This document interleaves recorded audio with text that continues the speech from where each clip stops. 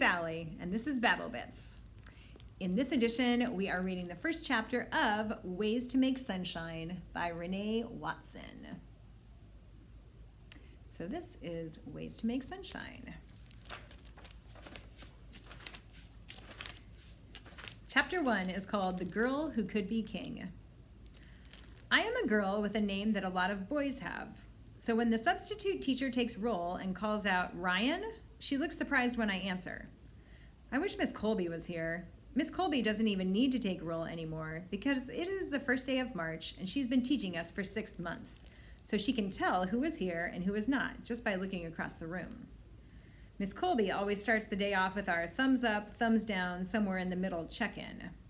This substitute teacher doesn't do any of that, and so I don't get to show my thumbs up for making perfect scrambled eggs and toast this morning. I wonder why Miss Colby didn't leave a note for the sub with a list of do's and don'ts, like don't call Devante, call him D, and don't look so shocked when a girl raises her hand when you call out for Ryan. Here I say, "Ryan Hart," the substitute says. She looks at me like she is not sure I am who I say I am. "Yes, my name is Ryan." "Oh," she says, pushing up her 2 big glasses. Brandon, the boy sitting next to me, says, "She has a boy's name." I roll my eyes at him because no one is talking to him and he needs to mind his own business. I do not have a boy's name, I have my name. My name is Ryan, and Ryan means king, and that means I am a leader. "Okay, please settle down, the substitute teacher says, mostly to me and not to Brandon, who thinks he knows it all. "Okay, Ryan Hart is here," she says to herself. Then Brandon whispers, "And she spells her last name wrong." He laughs at his corny joke. I do not. My name is Ryan Hart, and it's not Hart like the muscle. It's H-A-R-T, as in my last name. The substitute teacher walks over to my desk and says, "I need you to keep your voice down." I need Brandon to leave me alone. I roll my eyes at Brandon again, extra roll this time. But then I remember what Mom always tells me, how she named me Ryan because she wanted me to feel powerful, to remember that I am a leader every time someone calls my name. Dad is always telling me our people come from royalty, that my ancestors lived in Africa and were kings and queens and inventors and hard workers. Mom tells me their strength is running through my veins. I sit up straight, ignore Brandon, and try to be the leader I am supposed to be. Mom and Dad tell me I will keep growing into my name. They say it to my brother, too. "Be who we named you to be," they tell him whenever he is pulling my ponytail or grabbing food off my plate when I'm not looking. My brother's name is Raymond. We call him Ray. His name means protector, and Dad says he should be keeping me, his little sister, safe. But mostly he is just bossy and nosy, and sometimes he treats me like I am a glass thing that could break. He is always telling me, "You can't do this, and you shouldn't do that." Maybe because I am 2 years younger than him. Maybe because I am a girl. Maybe because he doesn't know the meaning of my name, how tough I really am. Maybe he doesn't realize I can do and be anything.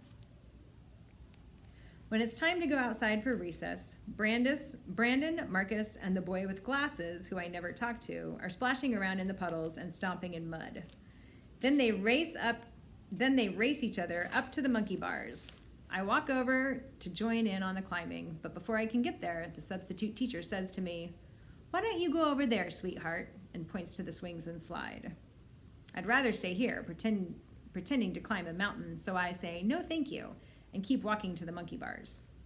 The substitute teacher follows me, and that's when I realize that it wasn't a suggestion or question, it was a demand.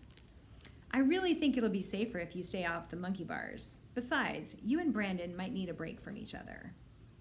"I'll stay out of Brandon's way," I say, "and I don't think it's dangerous. I play on them all the time. I bet I can even climb faster than those boys." Just then, Brandon shouts out, "You can't beat me," and he jumps down, showing off. "I bet you a pack of green apple Jolly Ranchers that you can't beat me. Let's race." "Race?" "Yeah, last one to the pole has to buy the winner candy." He points to the tetherball pole across the playground. I think about it. There's a small crowd forming, and now I feel like I have to say yes, like I have to prove to the substitute teacher that I can play whatever I want with whoever I want. "I don't like Jolly Ranchers," I tell Brandon. "When I win, you have to buy me a Twix." I look over at Kiki, one of my best friends. She smiles and gives us our countdown. On your mark, get set, go! I hear our friends all cheering, but mostly I hear the sound of my breath huffing and puffing, in and out, in and out. My feet slap the pavement and I run as fast as I can. Brandon is beating me, but not by much. I move my arms through the air, forcing myself to go faster.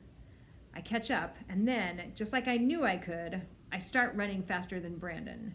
By a lot. I am winning. I am winning. The pole is close, and if I stretch my arm out far enough, I'll reach it. I run a few more steps, and then, when I go to put my right foot down, something happens. My right foot doesn't touch the pavement the way a running foot usually touches the pavement. Instead, it stumbles and hiccups its way to the cold ground. I have fallen.